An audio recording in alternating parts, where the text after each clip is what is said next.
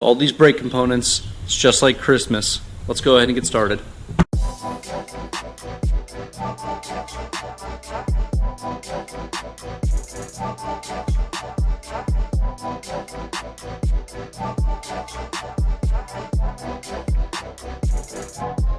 All right, another big day here. We're doing rear brakes on Project Commando. So the axles I bought did not have calipers, brackets, bolts, anything. They were just bare axles. So I had to buy pretty much everything.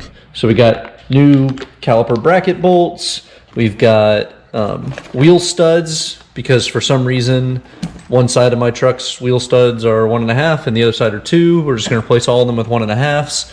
Got some hydraulic hose.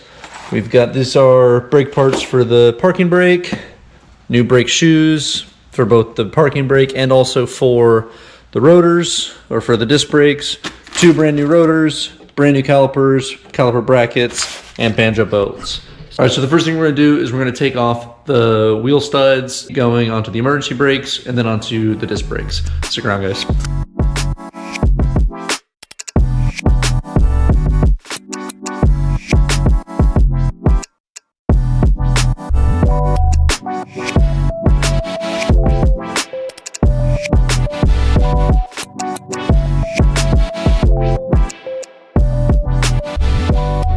My apologies, I forgot to record all of this, but you can see now what the new rotors, the new brake pad, sorry, the new brake calipers, and what the coilovers all look like in there. My Jeep is very tall. I knew this. I kind of made a mistake when I bought the coilovers, and they're extremely tall. I'm hoping it'll settle down a little bit, and then eventually when I do my next project, I'm going to design the next one around these coilovers and take these off and put some different shorter ones on it. But there it is. So now all we got to do is run those hard lines along the back, and then we can keep going. All right, I picked up some new tools to do this job. I've never ran custom brake lines before, so I wanted to make sure that everything was done right and that everything looked really good. So we'll be using this Eastwood Pro brake line flare tool. I've got just a generic tube bender, tube cutter, and a tube deburrer from Eastwood. We're using 25 feet of nickel and copper brake line. This is supposed to be softer, easier to use, and then also corrosion resistance. So we'll be using those, and then we'll just got an assortment of fittings and hangers and tees here. All right, let's go ahead and start making some of these brake lines. All right, so looking back here, the basic idea that I'm thinking is I've got one of these little T-valves. I'm gonna mount this somewhere around the top of this axle truss, right about here. And I'm gonna run a hard line from this, one down back this way and tied into this soft line here on that caliper, and then one over that way to that hydraulic hose on that caliper.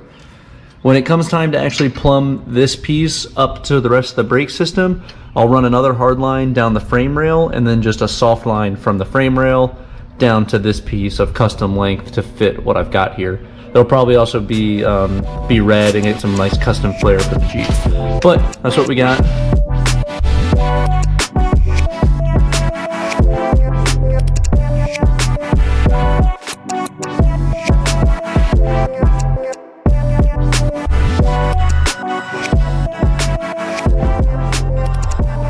Everything put together exactly how it's supposed to be. Got the brake lines back there running along that, as you can see, into the brake calipers. Now it's time to move on to the front, which is nearly done, but we're gonna do the front real quick so that we can get these front tires in place.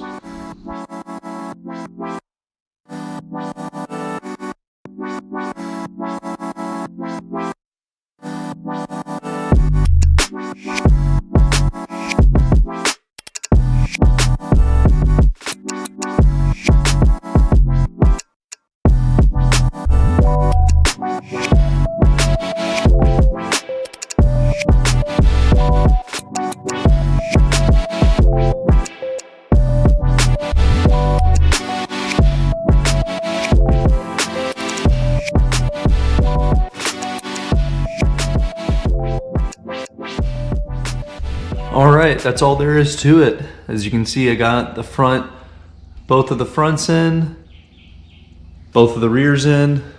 Everything is finished up. And for the first time in 2 years, the Jeepster is back on all four wheels. So there will be a part 2 to this video, and in part 2 of this video, you'll see me actually run the brake pedal to the master cylinder and the booster, and then run the proportion valve and all that kind of stuff. I don't have those parts yet. I'm waiting to buy those, but I wanted to get this video out and show you guys the huge progress we've made on this Jeep. So that's what this is. So stick around for part 2 of this video too. That will be coming out here in a few weeks probably. All right, pretty straightforward. There was no fabrication or anything hard about this. It was just installing the brakes. The hardest part, honestly, was figuring out how to run those brake lines. That was my first time using the Eastwood Pro brake line tube tool, or brake line flare tool.